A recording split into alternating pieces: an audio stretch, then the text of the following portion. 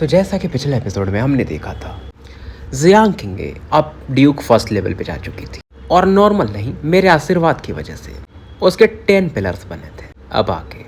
तो फिलहाल इस समय में जियांग किंगे को दिखाया जाता है जिसके आसपास की ऑरा जो थी ना काफी खतरनाक, मानो एक सूर्य चमक रहा हो वैसी ऑरा थी, सच में अनराइवल्ड थी। और इस समय ना वो चांगकोंग का एक्सप्रेशन देखने लायक था, बहुत कॉम्प्लिकेटेड था। और ये अभी भी सोच रहा था यार ऐसी बंदी, ये तो मतलब सीधा हेवनली एम्परर के खानदान की बंदी होनी चाहिए, ये लीलू से कैसे एंगेज्ड हो गई, ये बंदा मतलब क्या आशीर्वाद के साथ पैदा हुआ है, इतनी सुंदर बीवी, अच्छे खानदान में, मतलब दर्द काफी होता है। और ये निराश था। तो फिलहाल ये जो 10 पिलर ड्यूक बर्कफिट्स बनते हैं वो फिर डीमैटेरियलाइज हो जाते हैं और अपने आप जियांग किंगे की बॉडी में एंटर कर जाते हैं, जो कि अभी भी कमल आसन में बैठी हुई थी। और उसके बाद फिलहाल ये जाग जाती है और इसे याद आता है कि जितना इसे याद था ना, इवन उसके मास्टर और मिस्ट्रेस भी, यानी कि ली टाइक्सवान और टानटाई, उनके भी 10 ड्यूक बर्कफिट्स नहीं थे, मतलब पिलर्स नहीं थे। तो फिलहाल इसका तीसरा रेजोनेंट पैलेस भी बन चुका था, क्योंकि इंसान जब ड्यूक लेवल पे जाता है तो एक रेजोनेंस जन्म लेता है। और बड़ी बात ये थी कि ये भी लाइट रेजोनेंस ही था, और उससे भी बड़ी बात ये थी कि मिडिल 9th ग्रेड का रेजोनेंस था। मतलब इस कन्या के पास 3 लाइट रेजोनेंसेस थे, एक था लोअर 9th ग्रेड पे,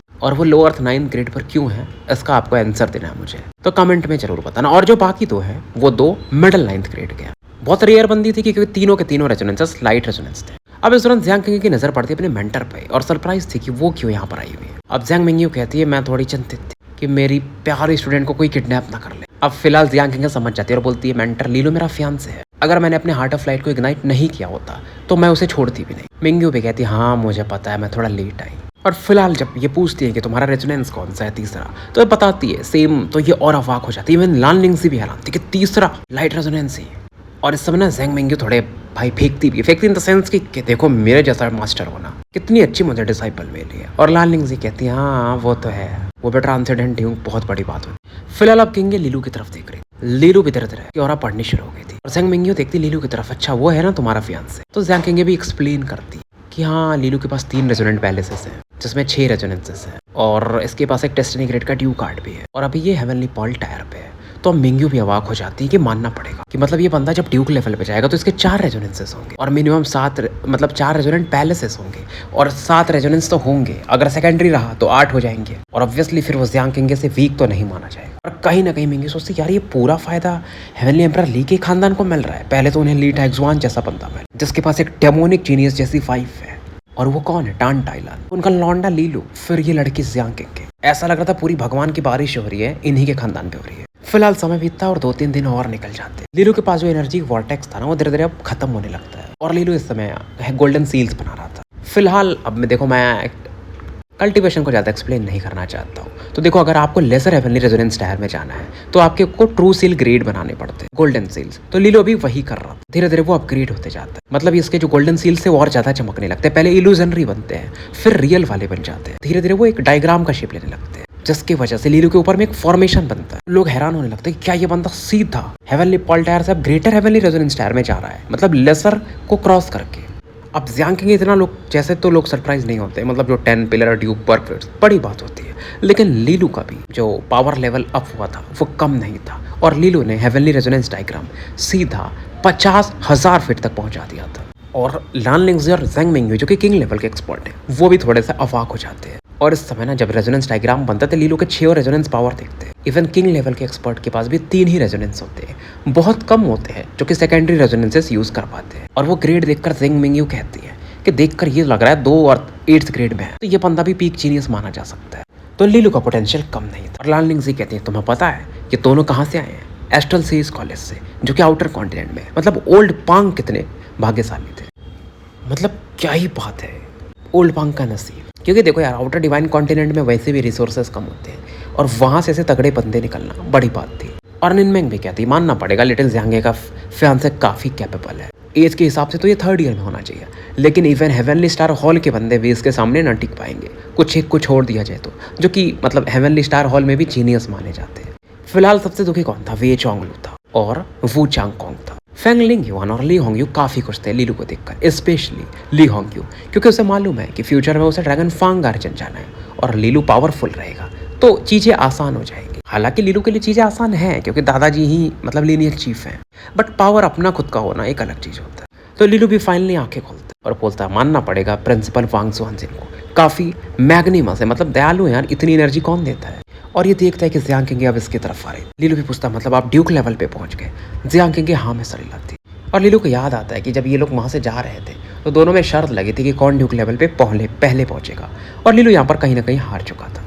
और जियांग किंग भी बोलते तुम भी कम नहीं हो, क्योंकि लीलू बहुत ट्राई करता था कि जियांग किंग से पावर लेवल में ऊपर चला जाए। अब लीलू कहता मैंने इतना मेहनत किया तो मुझे कुछ रिवॉर्ड तो मिलना चाहिए।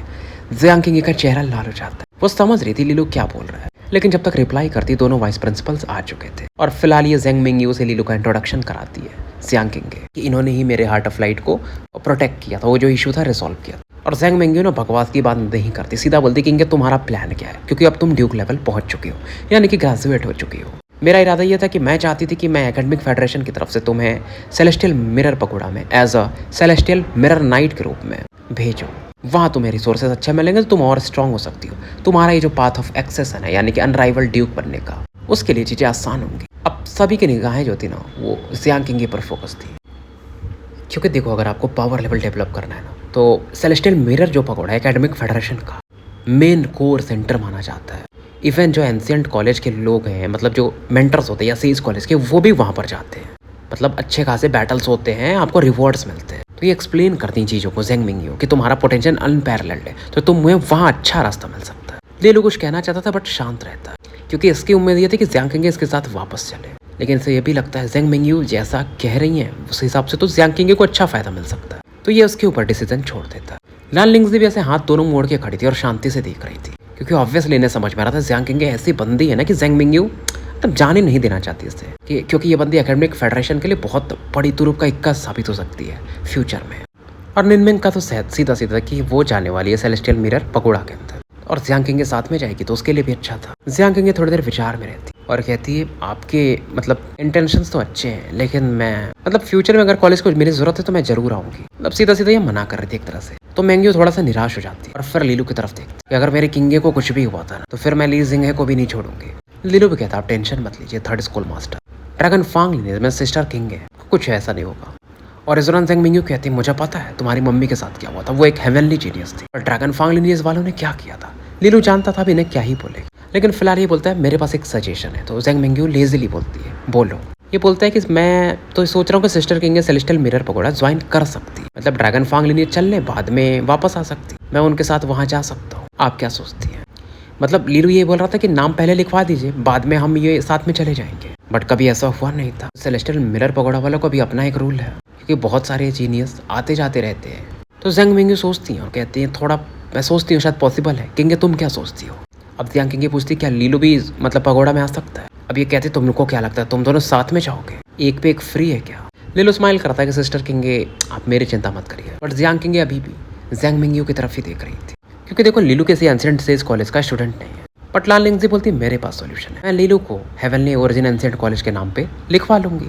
तो जेंग मिंगयू फिर मान जाती कि ठीक है, क्योंकि लीलू का भी टैलेंट कम नहीं था, वो भी फ्यूचर में 10 पिलर ड्यूक परफेक्ट्स बना सकता है और इनके एंशिएंट कॉलेज के नाम पे रहेगा, तो बड़ी बात है ना।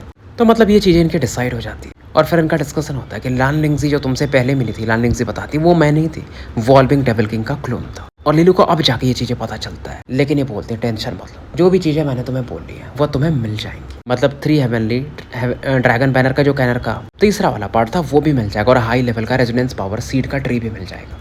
तो फिलहाल यहाँ सबका निकलने का समय हो चुका था। निनमिंग और जियांग किंग मिलते हैं, क्योंकि फिलहाल ये अब लंबे समय के बाद ही एक दूसरे से मिल पाएंगे। वे चोंगलू कुछ कहना चाहता था बट कह नहीं पाता है और चुपचाप चला जाता है। और यहाँ पर टेलीपोर्टेशन जो था ट्रांसपोर्टेशन फॉर्मेशन उसे एक्टिवेट कर दिया जाता है।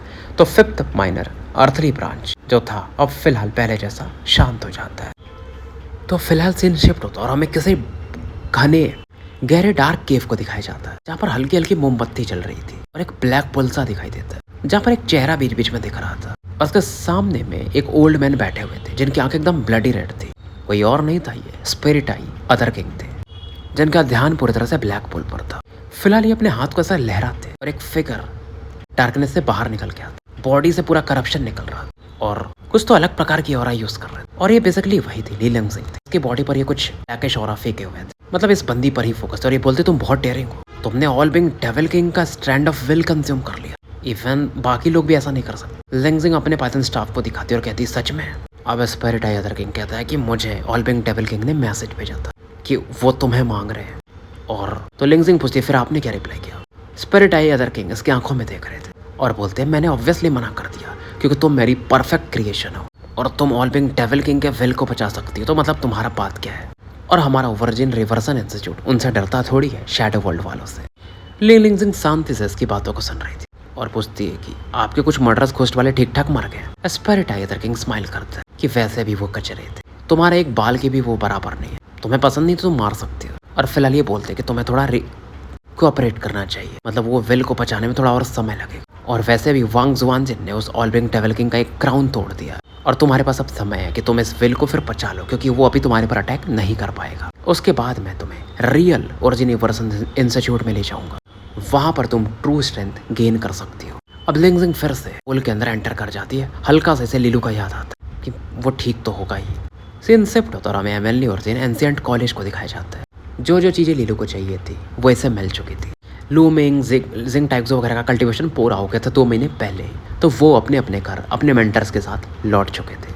और इन दिनों बस अगर किसी का चर्चा चल रहा था इस एंशिएंट कॉलेज में तो वो लीलू और जियांग किंगे का था। फिलहाल लीलू जियांग वानियो जोंग सा ली होंग फैंग लिंग के साथ मजे कर रहा था। उनके साथ इसका रिलेशन जो था गहरा हो चुका था। लिंग युवान भी पूछती, थोड़ी सरप्राइज थी कि मतलब सच में तुम होंग्यू से पूछती है कि लीलू के साथ जा रही हो। ली होंग्यू हाँ में सर लाती है और ज़्यादा एक्सप्लेन नहीं करती है। और लिंग युवान भी सोच रही थी यार ये बंदा लीलू क्यों मतलब हमारे कॉलेज की टॉप लेवल की बंदी भी ले जा रहा है, क्योंकि ली होंग्यू को भी इस मिशन के बाद अच्छे खासे रिवॉर्ड्स मिले थे और उसका भी जो हेवनली रेजोनेंस डायग्राम था ना 90,000 फिट पहुंच चुका था। बैटल स्ट्रेंथ तो कुछ नहीं है, लेकिन इसका मेन जो पावर है जो ये रेजोनेंस को ऑल्टर कर सकती है दूसरों के, वो मेन था। लीलू बोलता है सिस्टर लिंग युवान से भी कि अगर आप चाहो तो हमारे ड्रैगन फांग गार्जियन को ज्वाइन कर सकती हो, बाहरी भी अलाउड रहते हैं। और लिंग युवान का भी वही था ना, उसे एक फाउंडेशनल स्पिरिट ट्रेजर चाहिए था, फिर वो आराम से ड्यूक लेवल में जा सकती है। और वो बोलती है ठीक है मैं कुछ चीज़ें सेटल कर लेती हूँ, फिर मैं ट्राई करूँगी आने का, उम्मीद है तुम मुझे भूलोगे नहीं। लीलू ये बातें कर रहा था, जियांग किंग इसके बगल में ही बैठी थी और चाय पी रही थी। इस दौरान स्पेस में फ्लक्चुएशन होता और लान लिंग्जी आती, काफ़ी एक्साइटेड थी। लीलू को भी लगता है क्या वो जो चीज़ें इसने अभी मांगा था वो मिलने वाला है। अब लान लिंग्जी आती तो लिंग युवान होंग्यू वगैरह यहाँ से निकलने लगती और लीलू भी रेस्पेक्ट दिखाता है कि मैं आपका वेट कर रहा था और इनको चाय देता है। पूछता है क्या मेरे रिक्वेस्ट अप्रूव हो गए।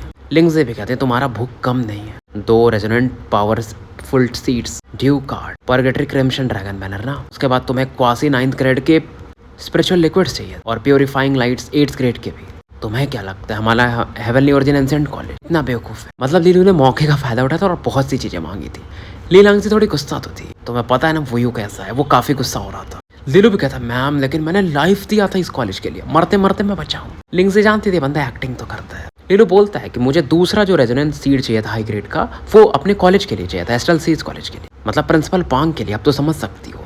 और लान लिंग्जी कहीं ना कहीं वो इमोशनल पक्ष था उनका, लीलू वही यूज़ कर रहा था। जियांग किंग भी कहती कि मैम मैंने भी तो कुछ कंट्रीब्यूशन किया है, तो मेरे भी ऐड कर दो तो शायद लीलू को चीज़ें वो मिल जाए। लिंग्जी भी कहती हाँ तुम दोनों का मिला के तो हो जाएगा। फिर ये बोलती है वैसे भी वांग जुआनजिन मतलब प्रिंसिपल ने बोल दिया तो चीज़ें मिल जाएंगी, तो लीलू को चीज़ें वो मिल जाती। एक एस्ट्रल सीज कॉलेज के लिए, एक इसके लिए जो रेजिडेंस पावरफुल सीट चाहिए था। फिर परगेटरी क्रिम्सन बैनर ड्रैगन भी मिल चुका था, 2 तो ये कल्टीवेट कर चुका था, ये तीसरा था। जो भी चीज़ें मतलब इसे मिल जाती है। जैसे ली होंग्यू के लिए भी कुछ चीज़ें चाहिए थी, जैसे उनका जो रेजिडेंस था क्वासी 9th ग्रेड पे था, तो क्वासी 9th ग्रेड का जो स्पिरिचुअल लिक्विड है वो लीलू इनको देने वाला था। और लीलू ने तो और ट्राई किया था, फाउंडेशनल स्पिरिट ट्रेजर भी मांगा था जियांग किंग के लिए, लान लिंग्जी ने मना कर दिया। और लिंग्जी कहती है देखो मैंने तुम्हें बहुत अच्छे से ट्रीट किया। और लीलू कहता आप टेंशन मत लीजिए, जब मैं जिया किंगडम वापस जाऊंगा तो आपके बारे में बताऊंगा प्रिंसिपल पांग को कि आपने हमारा कितना सपोर्ट किया था। और मन में सोचता है कि उम्मीद है वाइस प्रिंसिपल सुक्सिन मुझे कुछ बोलेंगे नहीं, क्योंकि मैं ये कॉलेज के लिए कर रहा हूँ।